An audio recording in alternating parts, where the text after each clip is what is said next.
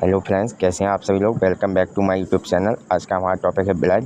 Blood is a fluid connective tissue. Blood होता है वो कनेक्टिव टिश्यू से मिलकर बना होता है। Main function of blood, first transportation, hormones, nutrients, oxygen के ट्रांसपोर्टेशन में हेल्प करता है। रेगुलेशन या बॉडी के टेम्परेचर को रेगुलेट करता है। प्रोटेक्शन या हमारी बॉडी को पैरासाइट्स जो वायरस होते हैं, बैक्टीरिया, उनसे प्रोटेक्शन में हेल्प करता है।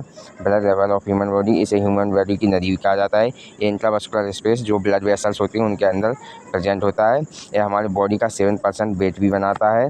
Blood content 2 part, plasma, blood cell. Plasma 55% होता है एंड ब्लड सेल 45%।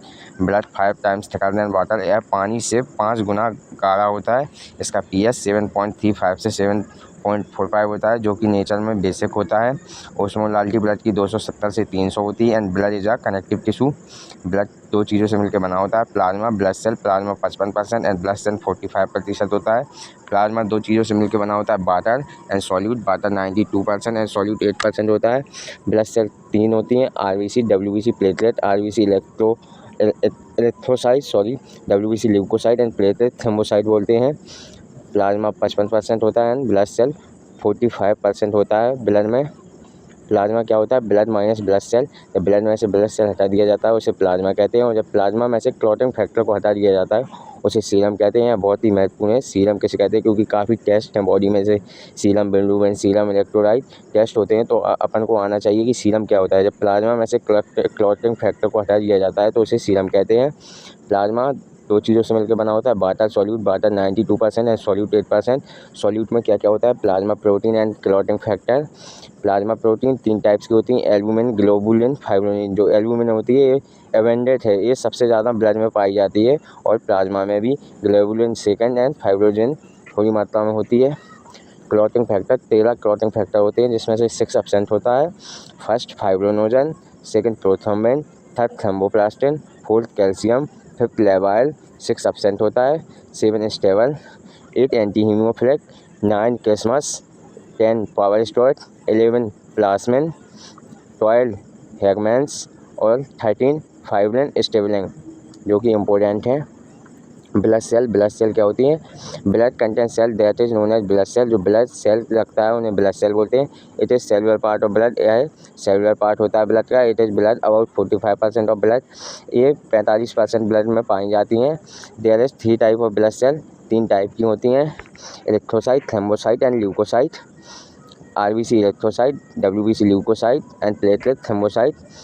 हेमेटोपोइसिस क्या होता है, फॉर्मेशन ऑफ ब्लड की प्रोसेस होती है, उसे हेमेटोपोइसिस कहते हैं। बोन मैरो, एडल्ट होता है उनका ब्लड बोन मैरो में फॉर्मेशन होता है।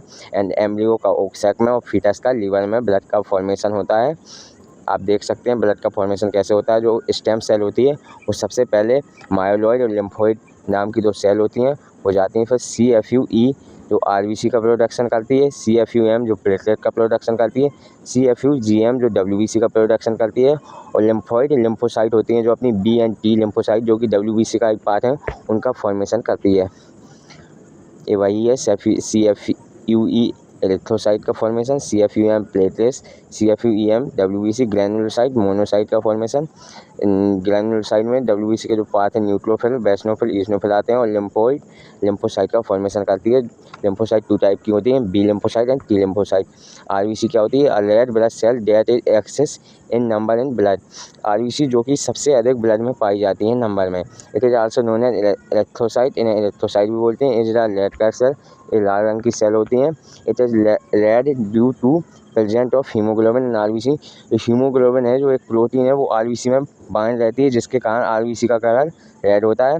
There is about 4 to 5 million, ये 4 से 5 लाख पाई जाती हैं बॉडी में, ब्लड में RBC is responsible for the transportation of oxygen with the haemoglobin present in it.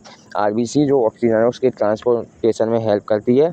आप देख सकते हैं हीमोग्लोबिन के साथ मिलके haemoglobin plus oxygen, oxy haemoglobin. Thank you, thanks for watching. हमारे चैनल को सब्सक्राइब करें। Thank you.